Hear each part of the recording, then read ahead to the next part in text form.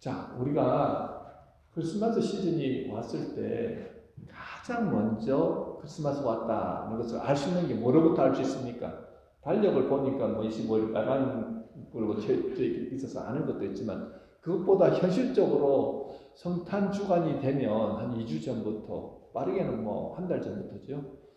이게 불을 밝히지 않습니까? 각가지 꼬마 전구들을 이렇게 거리마다 걸어놓고 촛불을 밝혀두어서 어디 가나 환하게 빛납니다. 코비드 기간 동안 크리스마스 절기가 사실 실종된 것 같아서 참 마음이 안타까웠는데, 요즘은 그래도 또 다시 크리스마스 불빛들로 분위기가 다시 살아나는 것 같아서 참 보기에 좋습니다. 근데 왜 성탄절이 되면 이런 화려한 불빛으로 장식해서 예수 그리스도의 오심을 기념할까요? 왜일까요? 예수님이 빛으로 오셨기 때문이죠. 자, 대도시에 정전이 왔을 때 일어날 수 있는 일들에 대한 제가 다큐멘터리를 본 적이 있거든요. 지진이나 뭐 산불이나 아니면 전쟁으로 인해서 원자력 발전소가 아니면 여러 발전소들이 가동을 멈추었을 때 전기 공급이 중단되는데, 그때부터 모든 사회 기반 시설들이 마비가 되더라는 거죠. 그 일이 실질적으로 뭐 몬트리올에도 있었죠. 케벡주에서도 있었고요. 1977년에 뉴욕에 혼 에디슨 원자력 발전소가 벼락을 맞아서 갑자기 전기 공급이 중단된 적이 있습니다. 복구되는데 25시간밖에 안 걸렸거든요. 근데 그 시간 동안 온갖 범죄와 방화와 약탈, 강도 등등이 막 일어났습니다. 그뿐만 아니라 전기 공급이 중단되니까 교통이 마비되고 공장 가동도 중단되고요. 심지어는 상하수도까지도 공급이 중단되더라는 거예요. 화장실도 이렇게 물이 공급이 안 되니까 화장실도 사용할 수 없는 상태가 되더라는 거죠. 그 하루 동안 입은 피해가 13조 원이나 되었다고 합니다. 한마디로 도심지에 전기가 끊어지니까 정말 원시 시대로 변하는 거예요. 어둠이 찾아오니까 사람들이 막 악으로 가득해서 그냥 되짓는 것을 마음 편하게 짓더라는 거예요. 이 모습을 보면서 인간이 얼마나 악한 존재인가, 인간이 얼마나 이 악한 영으로부터 쉽게 미혹받는가 하는 것을 다시 한번 깨닫는 시간이었습니다. 자, 이렇게 물리적으로 어둠이 찾아와도 먹고 사는 것 자체가 힘들어지고 쉽게 죄를 범하는데, 하물며 영적 어둠이 우리 안에 임하면 그 고통은 상상 이상입니다. 마태는요, 이사야서 9장 1절 2절을 인용해서 마태복음 4장 16절에서 예수님 땅에 빛으로 오셨다고 그렇게 증거하고 있습니다. 흑암에 앉은 백성이 큰 빛을 보았고 사망의 땅과 그늘에 앉은 자들에게 빛이 비치었도다 하였느니라. 흑암, 아주 깜깜한, 아무것도 보이지 않는 그곳에 예수님이 빛으로 찾아오셨다는 거예요. 그 땅은 사망의 땅이었어요. 그 땅에는 희망이 없는 땅이었어요. 그곳에 빛이 비추니까 생명이 살아나는 역사가 나더라는 거죠. 사도 요한복음 1장 9절 10절에서 이렇게 말씀합니다. 참빛 곧 세상에 와서 각 사람에게 비추는 빛이 있었나니 그가 세상에 계셨으며 세상은 그로 말미암아 지은 바 되었으되 세상이 그를 알지 못하였고 라고 말씀합니다. 예수님이 오셨음에도 불구하고 그 빛임에도 불구하고 알지 못하더라는 거예요. 성경에서 어둠이라는 단어는요, 악과 무지를 가르칩니다. 이는 세상의 악과 엄청난 고난이 가득하다는 것을 의미합니다. 흑암에 행하던 백성이 큰 빛을 보리라 는 의미는 메시아인 예수님이 이 땅에 오셔서 빛을 비춰주심으로 광명을 찾고 어둠이 사라지는 것을 의미합니다. 오늘 본문은요, 인류의 구원자 되신 메시아가 어둠으로 가득한 세상에 빛으로 오셔서 하실 일들에 대한 그 예언의 내용입니다. 오늘 본문은 바빌론에서 고통받고 있는 유다 백성들에게 위로의 메시지를 전하기 위해서 이사야 선지자가 공식적으로 위임받는 장면이라고 보기도 하는데요. 그것보다는 이사야 선지자는 이미 이사야 6장에서 공식적으로 선지자로 위임을 받았고요. 또 본문 1절 이후에 나오는 사역을 감당하지도 않았습니다. 그래서 이것은요, 누가복음 4장에 예수님이 공생의 사역을 시작하시면서 회당에 들어가셔서 이렇게 성경 말씀을 찾아서 읽으셨잖아요. 그 읽은 내용이 오늘 본문의 내용입니다. 누가복음 4장 16절 이후에 나오거든요. 자, 그것을 다 읽으신 후에 누가복음 4장 21절에서 이 글이 오늘 너희 귀에 응하였느니라 그 말씀하죠. 이 내용을 읽은 바로 내가 그 일을 행하는 자다는 거죠. 예수님 자신이 메시아로서 앞으로 어떤 사역을 하실 것인가를 보여주는 내용이라는 것입니다. 여기서 성부 하나님은요, 아들 예수님에게 성령을 기름 붓듯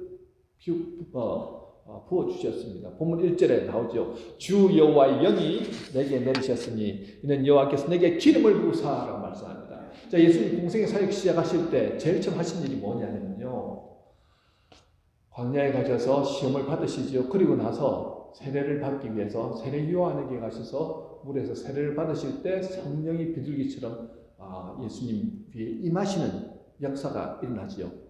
그때 성령이 기름부터 부어주시는 거예요. 이 기름 붓는다는 것은 뭘 의미합니까? 기름 부음 받은 사람은요, 하나님의 특별한 사명을 수행할 종으로 부름받을 때 하는 의식이지요. 왕이 될 때 기름을 붓습니다. 또 제사장이 될 때도 기름을 붓고요. 선지자들에게도 기름을 부었습니다. 예수는 이 세 가지 모두를 감당하시는 메시아로 이 땅에 오셨습니다. 왕으로서 다스리기 위해서. 그리고 선지자로서 어떻게 해요? 그 예언하시는 일도 하시죠.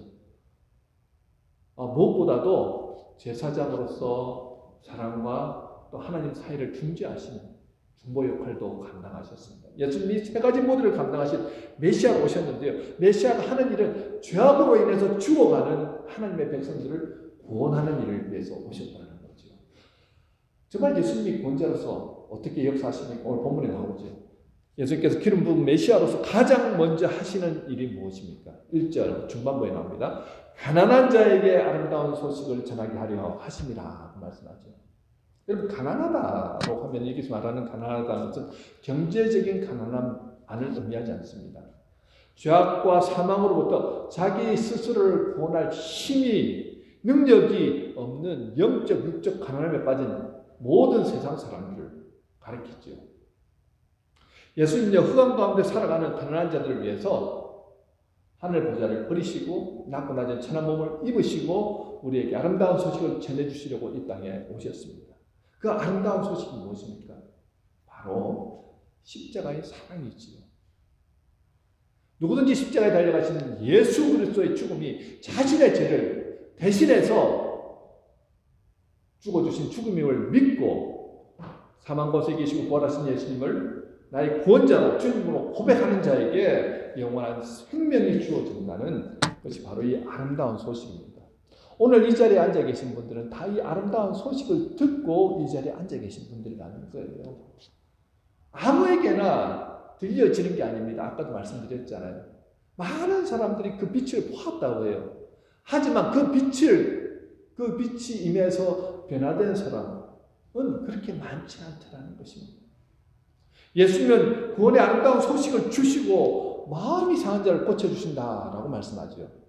자, 우리가 예수를 믿음으로 구원받았는데 여전히 마음의 상처와 아픔을 가지고 살아가는 분들이 많습니다. 여기서 상하다라는 단어는요, 산산조각나다라는 의미입니다. 여기서 마음이 상한다는 것은요, 세상에 살면서 이런저런 깊은 상처로 인해서 홀로 그 마음을 치료할 수 없는 상태, 셀프 컨트롤 할 수 없는 그런 상태의 사람을 의미합니다. 어떤 불행한 사건이나 큰 충격으로 인해서 마음이 망가지는 것을 우리는 그런 사람들 종종 보곤 합니다. 중고등학교 시절에 친구들에게 왕따 당하고 일친들에게 찍혀서 빵 셔틀을 하고 돈 빼앗기고 이런 불행한 경험을 한 분들은 그게 평생토록 지속되더라는 거예요. 고통이. 직장 상사의 갑질로 인해서 고통 가운데 부르짖는 분들도 계시고요. 또 예상치 못한 사건들로 인해서 사랑하는 사람을 먼저 이렇게 하늘나라로 올려보내는 잃어버린 분들도 있습니다. 또 지금 여러 가지 전쟁 아니면 사건을 사랑을 통해서 사랑하는 가족을 사람을 이렇게 한순간에 잃어버리기도 하죠. 이러한 고통은요, 감히 우리가 이해할 수 없는 정말로 삶이 무너질 정도로 큰 마음의 고통을 당합니다. 이런 분들이 어떤 면에서는 흑암에 사는 분들이라고 할 수 있죠. 그 상처는 깨지고 부서져서 이제는 더 이상 회복할 수 없을 정도로 조각난 그것과 같습니다. 그런데 오직 이 세상을 말씀으로 창조하신 예수님만이 그 마음을 치료하실 수 있습니다. 왜냐하면요, 마음을 창조하신 분이시니까요. 그럼 혹시 이 가운데 이런 점들로 마음이 무너져서 도무지 내 힘으로는 어찌할 수 없는 그 눈물과 아픔으로 이렇게 하루하루를 버티시는 분들이 계실 것입니다. 해결할 수 있는 방법은 오직 하나밖에 없습니다. 주님 안에 거하셔야 된다는 거예요.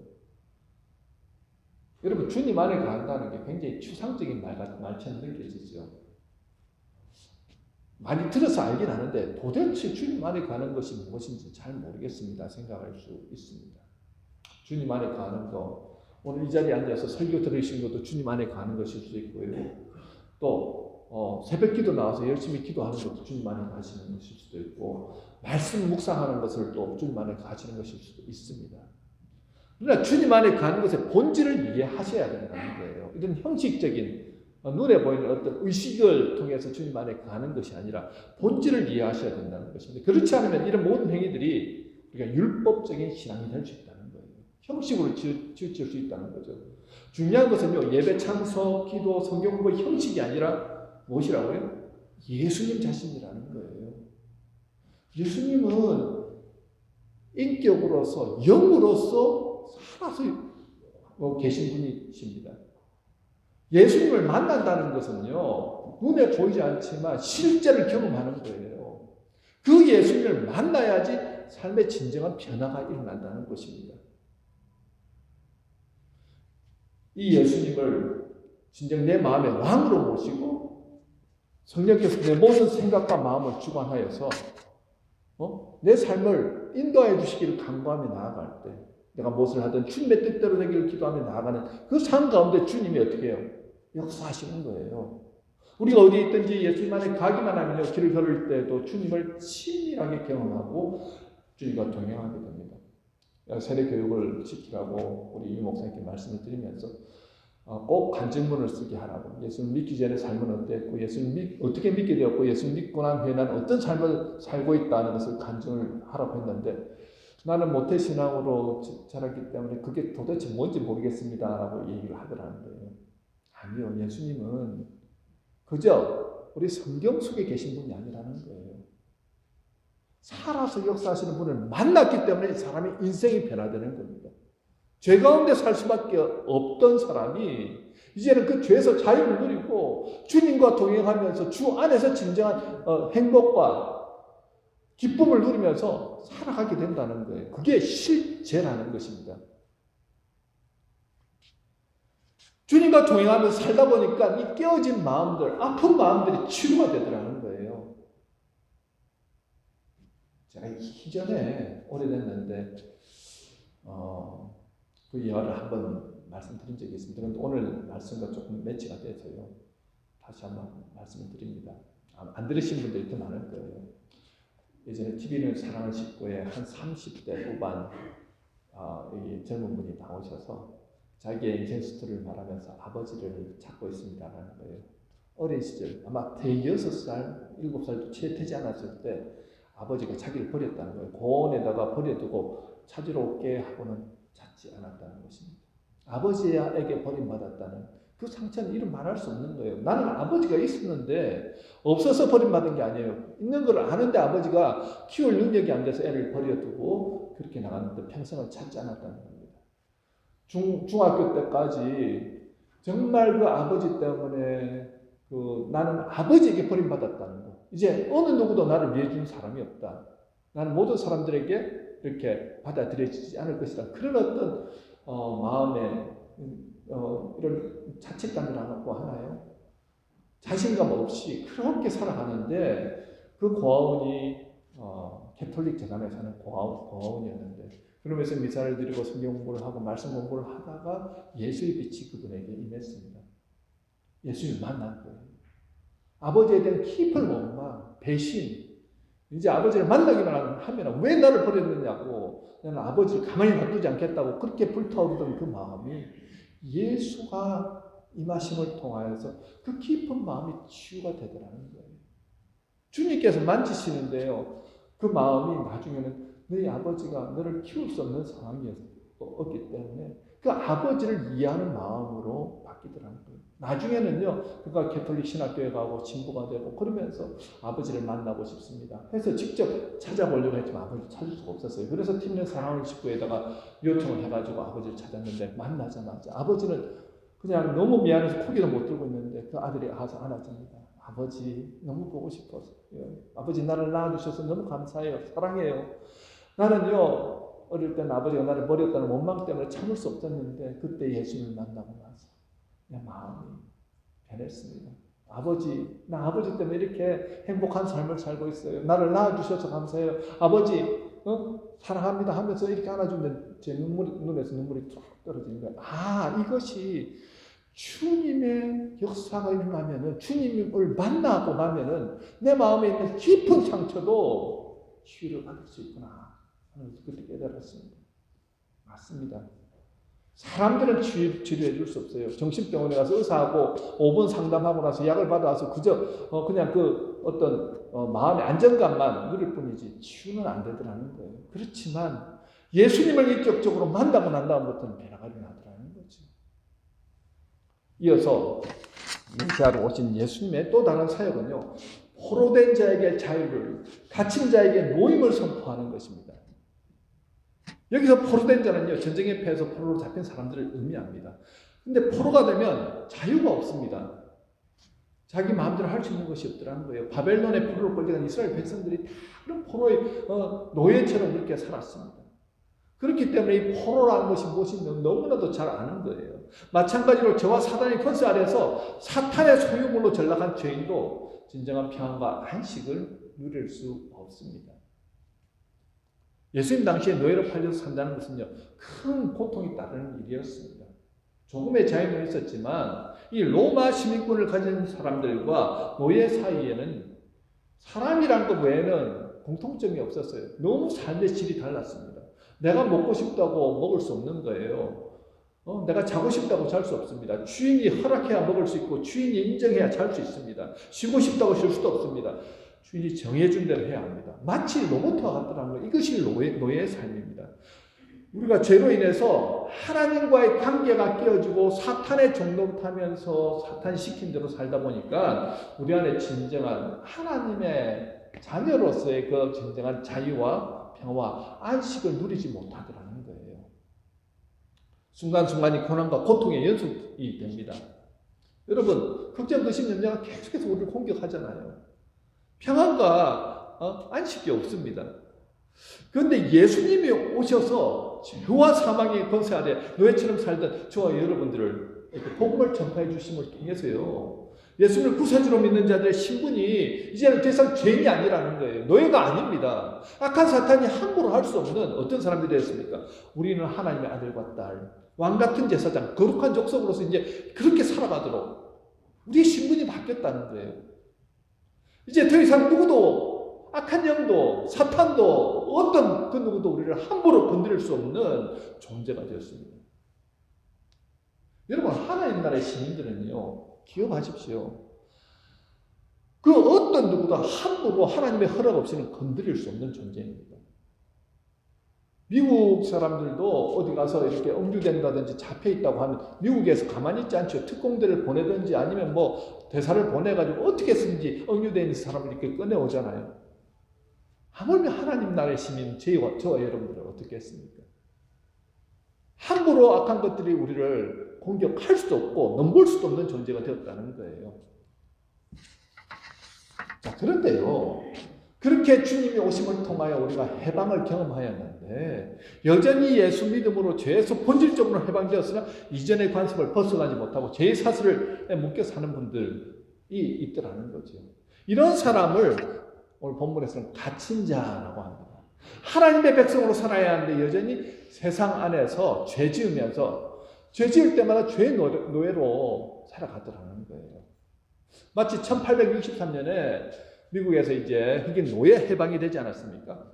그럼에도 불구하고 그들이 이제 자유민인데 자유민처럼 자기들이 독립적으로 살아야 되는데 그렇게 살아보질 않았으니까 살지를 못하는 거예요. 그러니까 어떻게 합니까? 다시 예전에 그 주인집에 가서 주인님 내가 예전처럼 그렇게 노예처럼 살 테니까 저를 좀 받아주십시오 하면서 그렇게 노예로 돌아가서 사는 사람들이 훨씬 더 많았다는 거예요. 예수님 당시에도 복음을 들었지만 자유민으로 살아가지 못하고 갇힌 자로 살아가는 사람들이 있었습니다. 예수님은 30세겔에 팔았던 가룟유다, 그런 대표적인 예죠. 복음을 듣고 예수님이 우리의 구세주다, 메시아다 하고 따랐지만 결국은 어떻게 해요? 예수님을 십자가에 못 박아라 한 사람들도 그런 사람들이었습니다. 데마도 세상을 사랑하여서 결국은 바울을 떠났다고 하죠. 그들은 죄의 유혹을 이기지 못해서요, 죄 가운데 갇힌 자로서 살다가 결국 주님을 떠나게 되더라는 것입니다.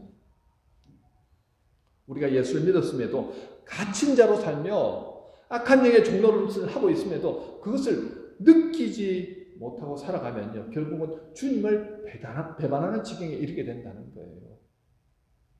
내가 갇혀 있는지 아닌지 어떻게 알 수 있습니까? 한번 여러분들에게 적용해 보십시다.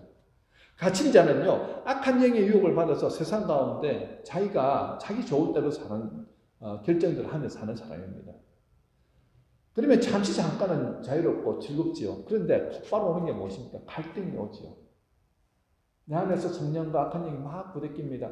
내가 죄짓고 나서는요, 예수 믿는 사람들은 자꾸만 안에서 불편한 마음이 드는 거예요. 잠시 잠깐은 행복하고 즐거울지 모르지만 그 이후의 삶은요, 계속해서 마음 가운데 고통이 오더라는 거죠. 여러분, 넓고 큰 길은요, 하나님을 알지 못하는 세상 사람들이 가는 길입니다. 우리는 이미 신분이 바뀌었잖아요. 어느 길로 가야 됩니까? 좁은 길로 가야 됩니다. 그런데 넓은 길이 좋아 보이거든요. 편하거든요. 대로로 가면 많은 것이 허용되는 삶이지만 그곳에는 진정한 자유, 진정한 기쁨, 진정한 안식이 없더라는 것이죠.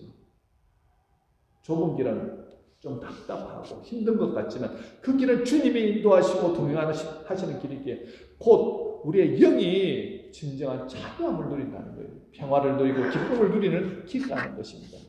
이 자리에 예배드리는 우리 모두는요, 하나님의 자녀가 되었음을 여러분들이 믿으시지 않습니까? 믿으시면 아멘 하십시다.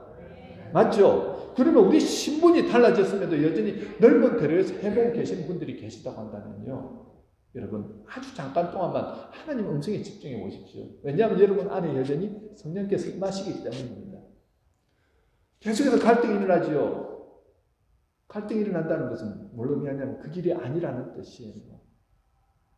너 그 옆으로 난 좁은 길로 가지 않을래? 라고 주님께서 지금 우리에게 말씀하시는 것입니다.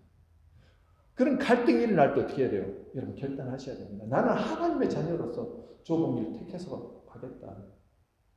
술을 마실지 안 마실지 여러분의 선택에 달려 있습니다. 그런데 굳이 술을 안 마셔도 먹고 사는데 지장은 없잖아요. 술을 안 마시고는 나는 살 수 없습니다. 그런 건 한 분도 안 계시잖아요.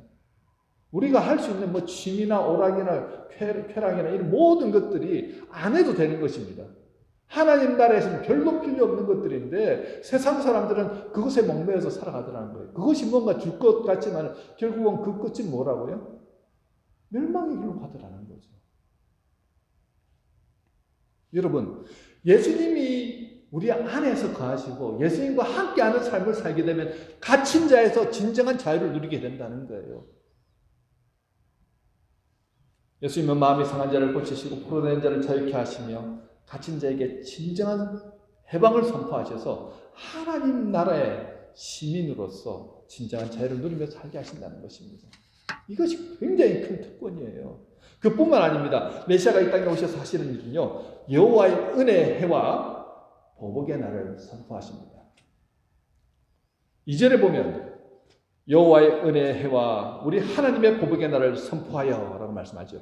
자, 여기서 여호와의 은혜의 해란 구약시대 희년을 의미합니다. 희년은요 50년마다 한 번씩 돌아옵니다. 희년이 되면 채무자들의 빚을 자들을 다 탕감해 주죠. 노예되었던 자들을 해방시켜 줍니다.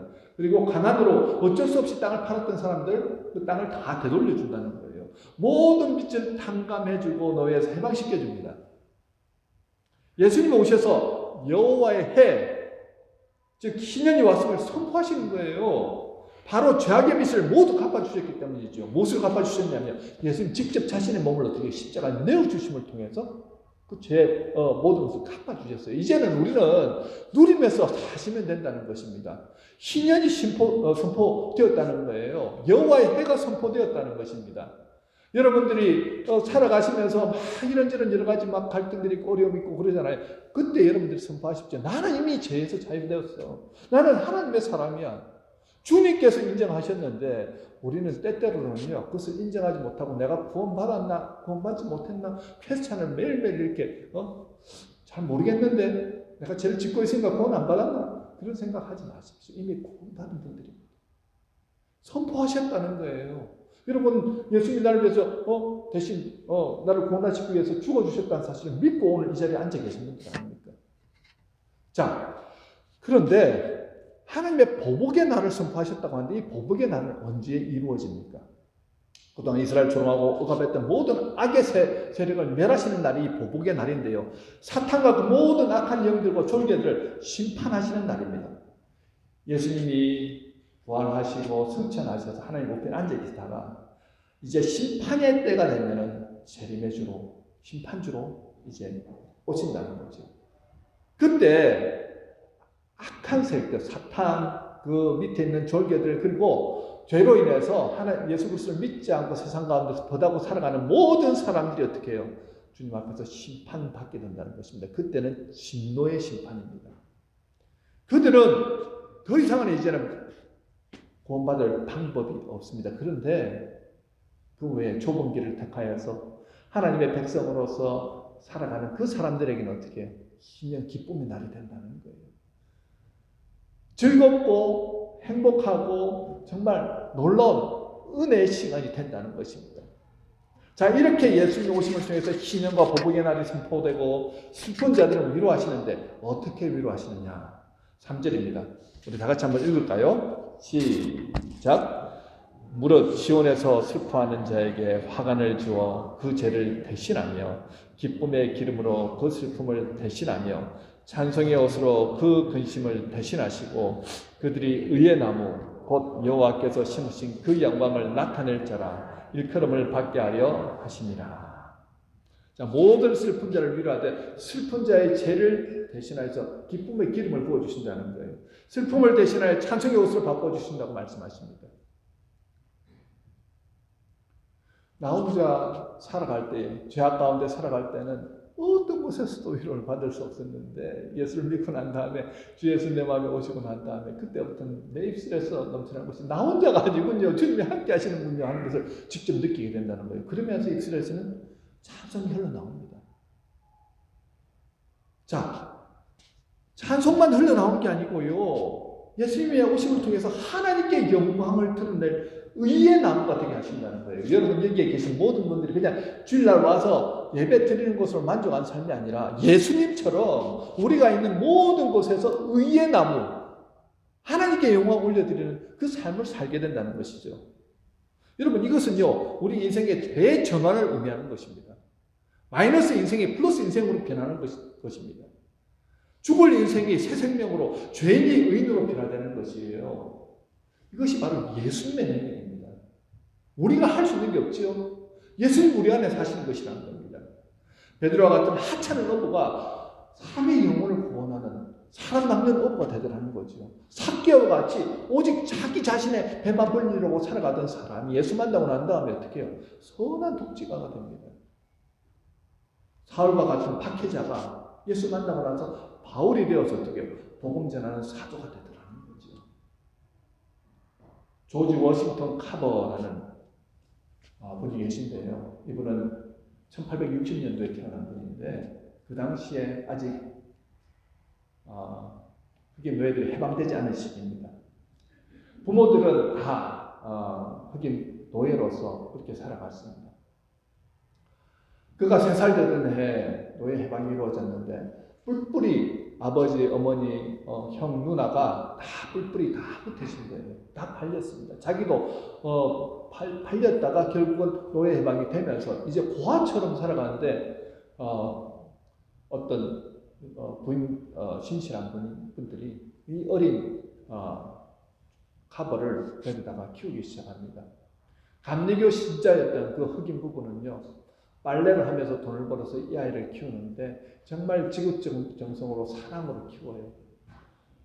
학교에 보낼 형편이 안 되니까 성경을 가지고 영어를 가르칩니다. 성경 말씀을 암송하게 하고 성경 말씀으로 글을 익히게 하였습니다. 이 조지 워싱턴 카버는요, 절대 쉬운 삶이 아니었습니다. 그 당시에 미국 남부에서 산다는 것은 여전히 인종차별이 심하였던 시기고요. 여전히 누군가를 잡아서 또 이렇게 파는 일들이 횡행했던 그 시절입니다. 고통스럽고 힘든 시기였지만 그에게는 하나님의 말씀을 붙들고 예수 그리스도가 나와 함께 하신다는 분명한 믿음을 가지고 그렇게 서 나갔습니다. 고난의 삶이었지만 그는 열심히 공부했습니다. 낮에는 빨래하면서 돈을 벌었고 밤에는 대학에 들어가서 공부를 하기 시작하였습니다. 요셉처럼 비전을 가지고 꿈을 키우며 열심히 살아갔던 그는 나중에 땅콩을 연구해서 땅콩 박사가 되었습니다. 그가 땅콩으로 연구한 수백 가지의 그 특허를 모든 기업에게 다 나누어졌어요. 언제든지 너희들 무료로 사용하라. 이것이 그 지역의 목화밭 때문에 땅이 전부 다 이렇게 쓸모없는 땅이 되었을 때 땅콩을 심게 해가지고 그 지역을 또 경기가 살아나도록 활성화를 일으키고 땅콩 제품들을 만들어서 정말 모든 기업체에게 다시 경기가 살아날 수 있도록 돕는 역할을 하더라는 거죠. 이 조지 워싱턴 카버 한 사람의 인생을 통해서요, 백인들까지도 정말 존경하는 그러한 인물이 되더라는 것입니다. 많은 사람들이 예수님을 알기 때문에 이런 일을 할 수 있는 것이 아니죠. 정말 인격적으로 예수님 안에서 거하는 그 말씀이 역사하시는 삶을 통해서 살아가는 그 사람, 힘들고 어려운 삶입니다. 여전히 핍박이 있었고 고난이 있었지만 어떻게 해요? 주님 바라보면서 주님이 나를 이 땅에 부르신 목적이 무엇인가? 의의 나무로서 열매 맺는 삶이었다는 것을 아는 사람은요, 그냥 혼자 자기 배를 불리기 위해서 사는 사람이 아니더라는 거예요. 내가 복의 근원이 되어서 고통받는 사람, 고난받는 사람에게 주님의 사랑을 전하고 복을 전달하는 전달자로 살더라는 것입니다. 우리에게 똑같이 그 사명을 주셨습니다. 예수를 믿는 것을 다 이뤘다가 아닌 거예요. 의의 나무로 심어서 그 열매를 주변 사람이 따먹게 하고 많은 사람들이 예수를 알게 됨을 통하여서 복을 함께 누리도록 하는 일을 우리에게 부어주셨다는 것입니다. 여러분, 예수님은 살아계신 하나님 아들이십니다. 지금도 우리 안에서 역사하십니다. 그 예수님을 만나면요, 죽을 사람이 다시 살아납니다. 마음이 깨어졌던 모든 분들이 어떻게 다시 마음이 회복되어집니다. 무엇보다도 노예처럼 죄 정도로 타던 사람이 이제는 죄에서 자유함을 누리고, 무엇보다도 주님께서 주신 그 사명을 붙들고 세상을 변화시키는 일에 목표를 가지고 살아나가는 삶을 살게 되더라는 거죠. 오늘 이 주신 말씀을 우리가 마음판에 새기고 살아갔으면 좋겠습니다. 대림절입니다. 예수님이 오셨고요. 오실 예수님을 기다리는 기간입니다. 그저 성탄절 참 좋은 분위기 안에서 즐기라고 이 기간을 보내시지 마시고 오늘도 주신 이 말씀 가운데서 주님이 내 안에서 무엇을 원하시는가를 묵상하시고 승리하시는 저와 여러분이 되시길 주님의